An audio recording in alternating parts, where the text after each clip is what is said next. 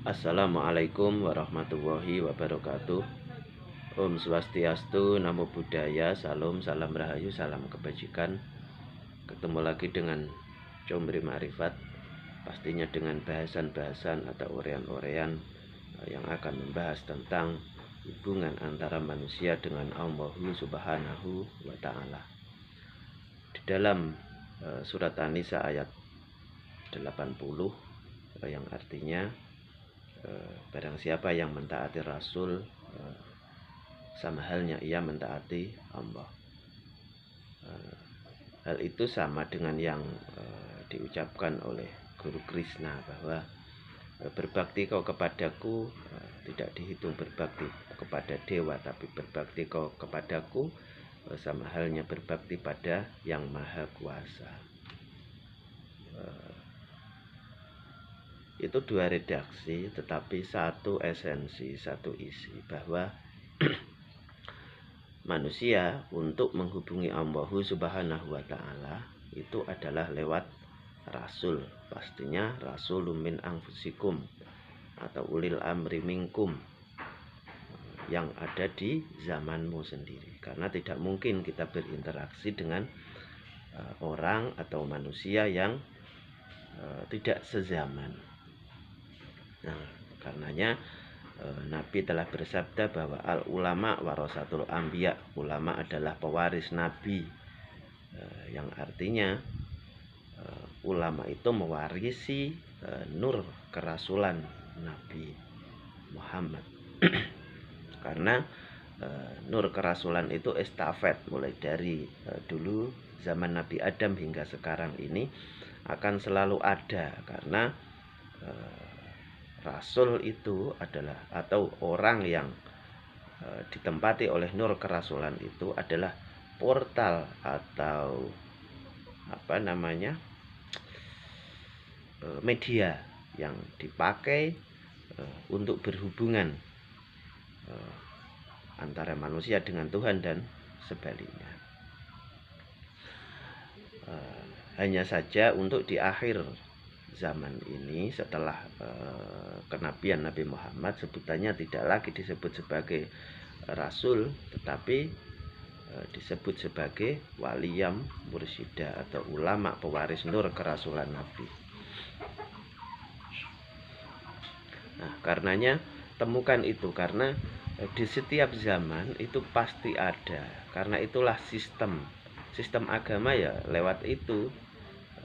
Makanya agama itu selalu lewat utusan, baik itu agama samawi yang dikenal sebagai agama samawi maksudnya ya, atau agama ardi. Walaupun seluruh agama itu sebenarnya adalah agama samawi ketika masih ada Rasul atau masih ada wasilahnya.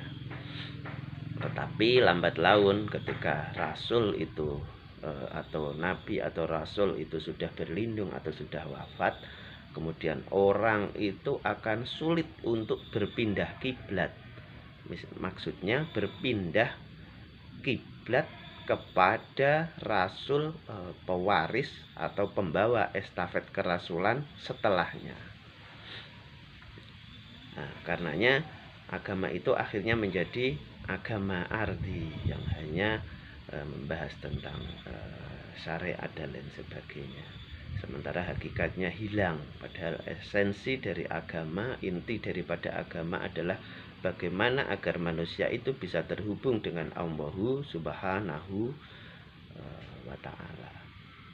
Seperti cerita pada zaman Nabi Muhammad, kita kenal paman beliau Abu Lahab, Abu Jahal itu adalah paman-paman beliau yang mereka itu adalah orang-orang yang ahli agama pada zamannya. Mereka mengatakan kepada Muhammad bahwa Muhammad itu membawa ajaran baru yang tidak sama dengan agama nenek moyang.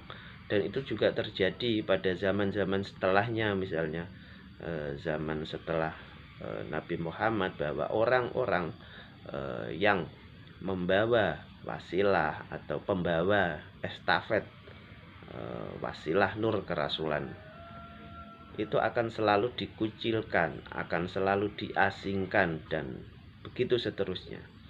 itu selalu berulang mulai zaman Nabi Nuh, kemudian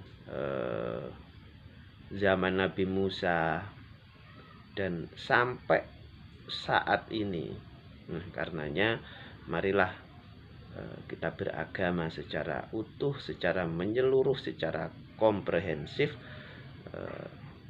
sebagaimana disabdakan, udkhulu, masuklah kamu fisilmi, ke dalam Islam, kafah, secara menyeluruh, secara utuh, secara komprehensif. Jadi secara hakikat kita terhubung dengan Allah Subhanahu wa Ta'ala yang di Malik Yaumiddin, pastinya lewat Rasul utusan itu, dan secara syariat kita menjalankan aturan-aturan yang bisa menghantarkan kita kepada Allah itu tersebut, karena hakikat dan syariat itu tidak terpisah, dan hasil dari keduanya adalah laku syariat dan juga laku hakikat. Itulah yang disebut ma'rifatullah. Karenanya awaluddin ma'rifatullah, yang satu-satunya portal untuk bisa ma'rifat, bisa berhakikat adalah menemukan rasulun min anfusikum, menemukan waliyam mursyida yang kita sebut sebagai wasilah, yang itu adalah estafet, sambung menyambung sampai Rasulullah Muhammad Sallallahu Alaihi Wasallam. Ilahi anta maksudi wa ridhoka matlubi. Wassalamualaikum warahmatullahi wabarakatuh.